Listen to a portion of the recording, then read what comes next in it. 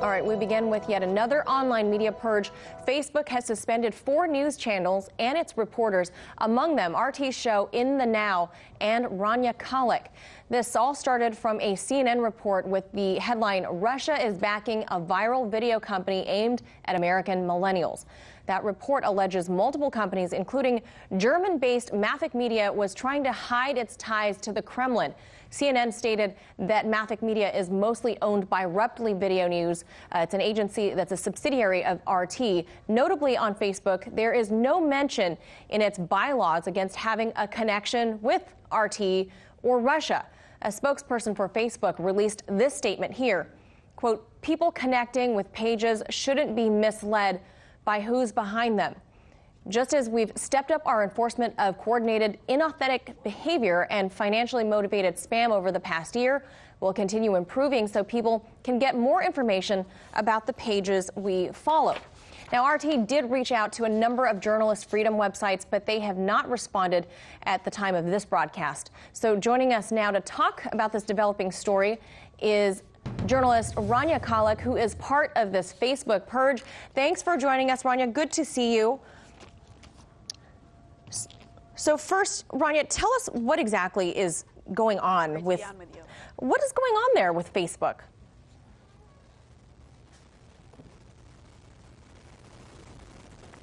Well, we're not really sure.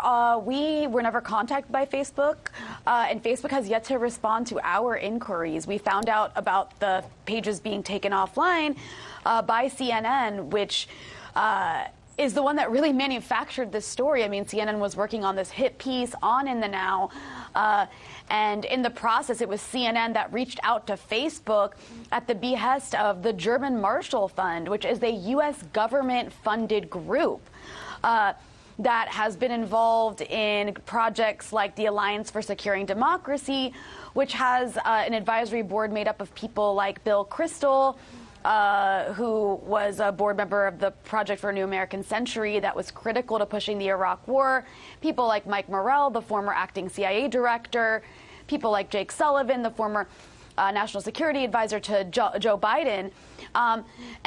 This group was also behind Hamilton 68, which claims to be this Russian propaganda tracker that tracks Russian bots, but has this secret methodology that it doesn't reveal to anybody, and has in fact misidentified actual living, breathing humans as fake Russian bots. Yeah.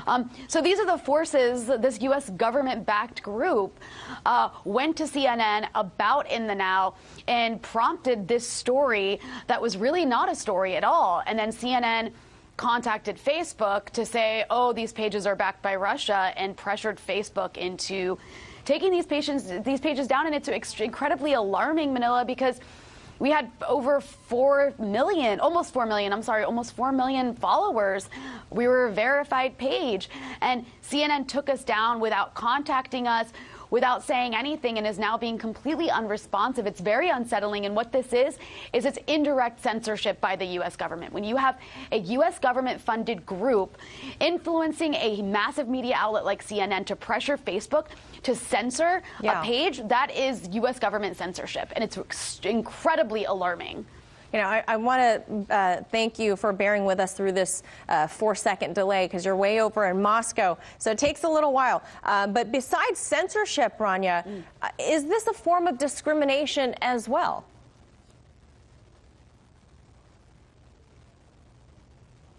Absolutely. Now, Facebook even says that they did not have a requirement, a rule, that you need to, on your Facebook page, disclose your funders. No one does that. Not NPR, not Al Jazeera, not BBC, not CBC. None of these outlets which receive funding from different governments do this on their Facebook page because it's simply never been a requirement. And so Facebook has taken down In the Now's page because of not disclosing this on In the Now's page. But again, that was never a requirement. It's absolutely discriminatory. And, you know, it's part of this witch hunt, this McCarthyist witch hunt right now that is hysterical about anything affiliated with Russia. And at the end of the day, outlets like CNN, corporate-funded outlets like CNN, are making a killing off of this Russia hysteria. And they're just digging anywhere to find any story they can to continue to promote these anti-Russia stories that aren't actually stories, which are completely manufactured in this case to try and get clicks. And in the process, they're engaging in censorship. So I agree with you. I think a lot of our viewers, at least, are aware that these tropes out there exist in the mainstream media, specifically with CNN. But on the flip side, Facebook isn't a public utility, though. Do they have a right, though, to ban and remove any content they wish, since, you know, it's not, you know, a public space per se?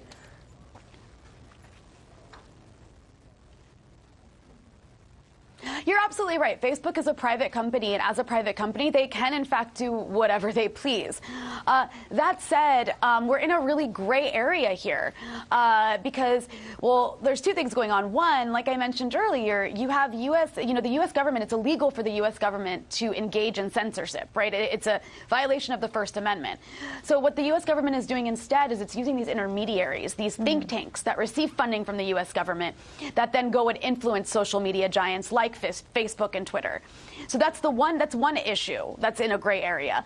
That's incredibly alarming. And the other issue is these massive social media giants, these private corporations that have all this control because we use their platforms to share information.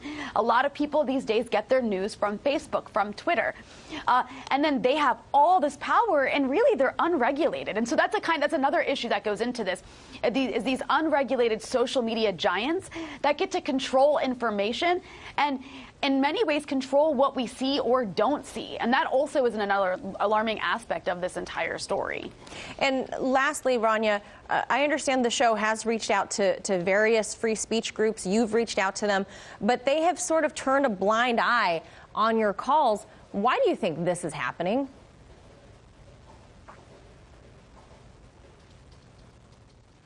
Well, part of it might be because it happened over the weekend. I didn't find out about this until Saturday. It is also a holiday weekend.